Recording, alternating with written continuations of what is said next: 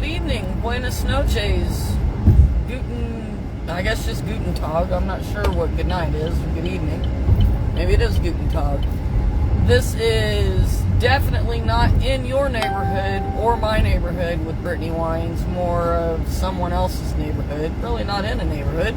We're on the interstate, heading back from the Indian Pacers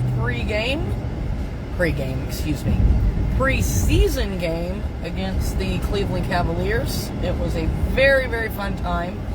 I honestly am super blessed that, thank God I remembered that, or got a text message, because I was invited to attend an event at, Gainbridge Fieldhouse in downtown Indianapolis, home of the Pacers, where the Special Olympics athletes, some of the players, and their families, coaches, were invited to not only come to a Pacers preseason game, but half of the players that came were able to actually play down on the court. Our veteran coaches were at, down there with them. It was really, really cool to see that. And a couple of fellas from my 5-on-5 squad were invited to play in this game, or these scrimmages, against another Special Olympics team. So it was super cool, you guys, and as neat as it would have been to have been down on the floor, it was even better for me being able to be up top and support and love on and record video, because I love doing that, of all of my Special Olympics family down there. It's really cool, and I would suggest, if you haven't, take a look at the two videos I posted. One is about, I think it's a total of 1:30. Those are our 5-on-5 guys from different teams. I think some of the players, well, obviously I know a couple of the fellows are from my squad. I believe the other guys all play on what is called a unified team, and that is where guys who don't have any identified disabilities, or athletes, other players, play with players who, and see, I don't know if it's if they have gender-based teams, if it's boys team and girls team when they get up to that level. But these are your most experienced basketball players. While my squad's awesome, I've got a number of guys on there that truly probably could, for lack of a better term, play up, but it's super competitive. It was neat to see them play. And then what was really even cooler, besides seeing that, was another 5 or 6 of our players went down for halftime.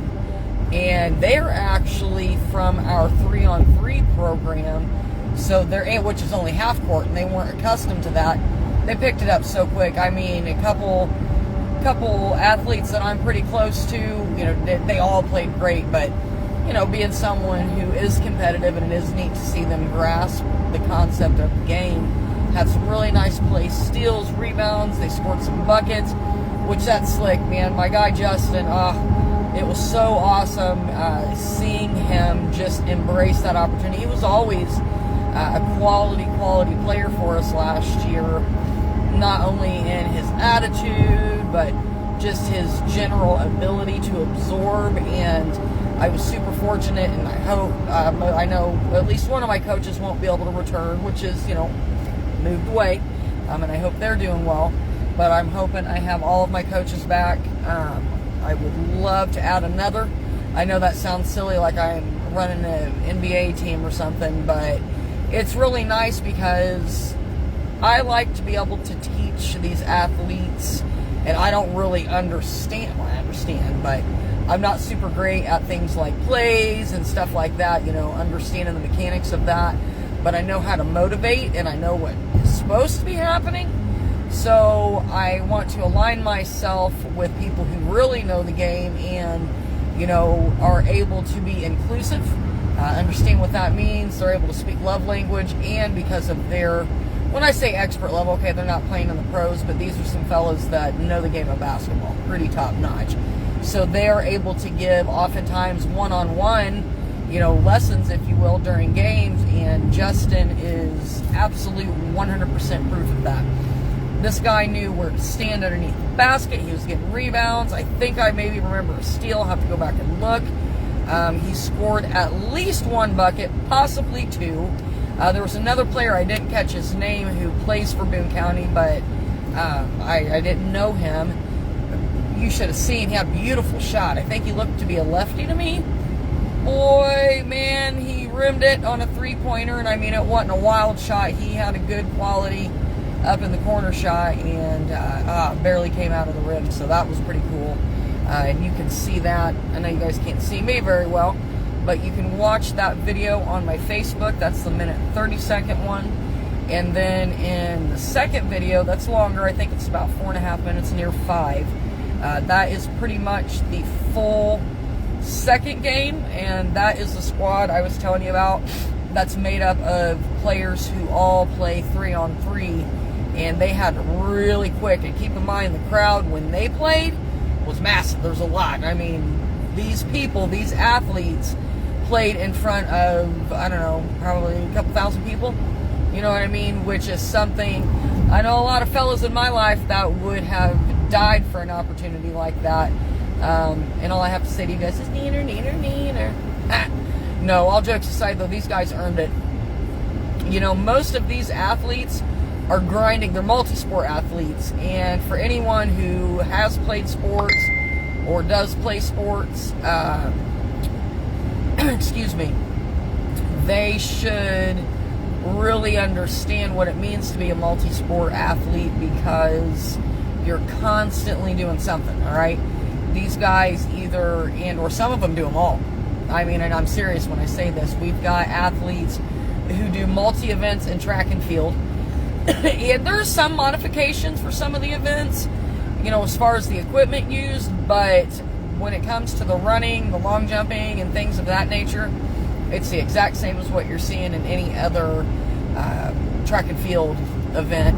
But we've got players and athletes that do track and field multi-events. They do softball, they do bowling, they do cornhole, they do basketball. I think there's a bicycling club. Those are the 6 main sports I know about. I'm still learning. But then you have them who also do all of that, but also participate in the Thursday night game night that I go to a couple times a month. There's other activities they're doing. I mean, and a lot of them have jobs, okay? Not necessarily maybe a 40-hour-a-week job, but when I just described the kind of schedule you just heard, come on, man. Who can keep up with that? Man, I don't have a drink. So that was awesome. Gosh, that almost... I pooped after today. All the running around getting the haunted house done, putting on all that makeup and stuff, it takes it out of you. And thank goodness that I didn't wait and leave that makeup on and actually scrub my face, because, man, I'm serious, I did not remember that the Pacers game was tonight. I'm so glad that it all worked out. Just been super busy, so, because I was kind of thinking about what was I going to do this evening, and I'll be daggone. Pacers game. Now I am getting ready to get back on to 65 North near the Eagle Creek Park, exit 124. Anyone who's familiar with heading from downtown north, you know where I'm at. Over to the left of me is the split for 465 headed back, I guess, southwest. So, well, I guess technically south-south. Go a little bit to the right and the west. But it's been a nice night. I'm glad the weather worked out. Super, super happy. What in the hell is this guy doing? Excuse my mouth. Oh, I must have forgot where he lived. God, I don't even know if there's anything else I want to talk about. I love being on here.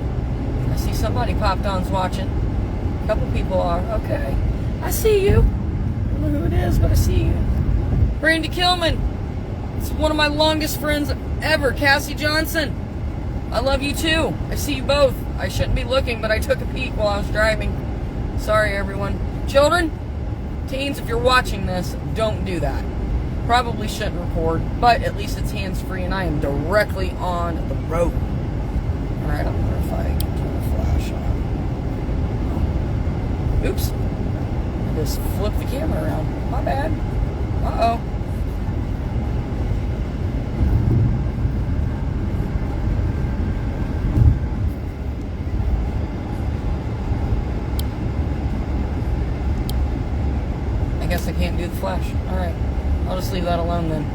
Sorry, everyone who saw that. That was terrible. Man, what can I talk about this evening? What words of wisdom do I have? Oh, get better sleep. I'll say that, man. If there's anything that I have grown to appreciate in my old age that I used to make fun of my mother-in-law about, that was napping. You gotta read. You need more time to recharge the batteries, I like to say. You know, I'm silly, you guys. Better get over. What's up with all this road construction, boy? They go to shut 65 now. That's gonna be a pain in the butt. For real. Ugh. I'm glad I don't have to make this drive often. Oh, man.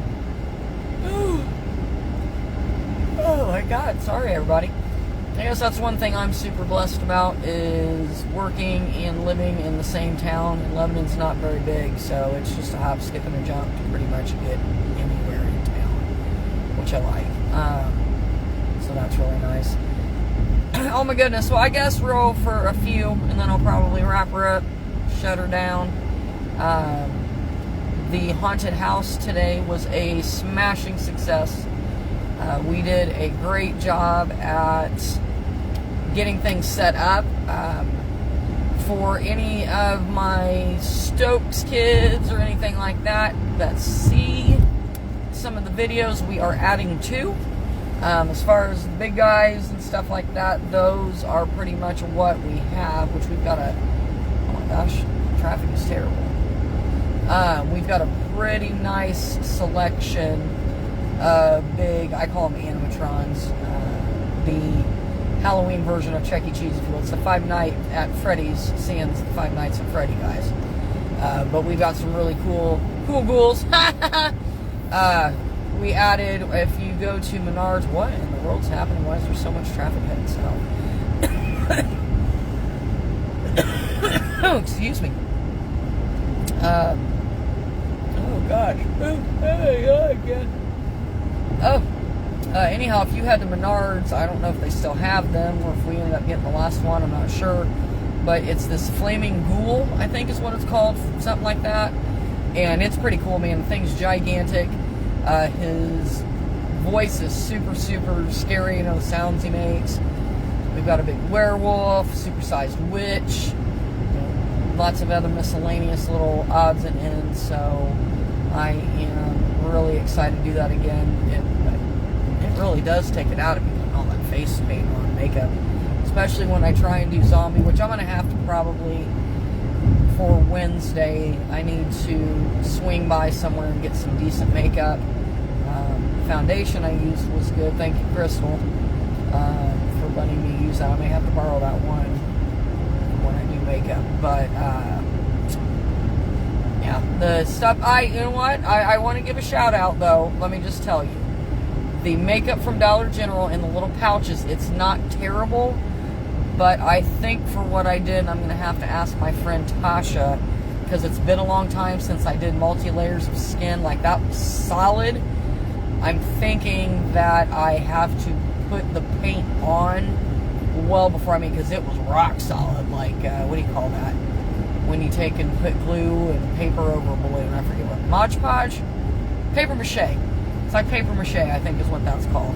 I was paper macheing my face, basically, with Elmer's glue and paper towel.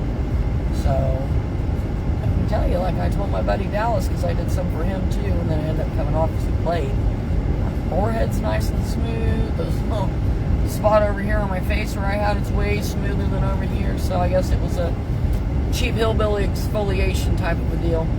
So, but, alright, guys, like I've said, as I keep going, this weekend, if the weather's good, I've not checked, try and find something fun to do.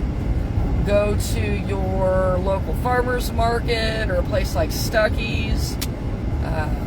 Somebody just chucked a rock at my thing. Just to enjoy time with your family. If you don't necessarily have family with you, I would highly suggest going and doing something like that.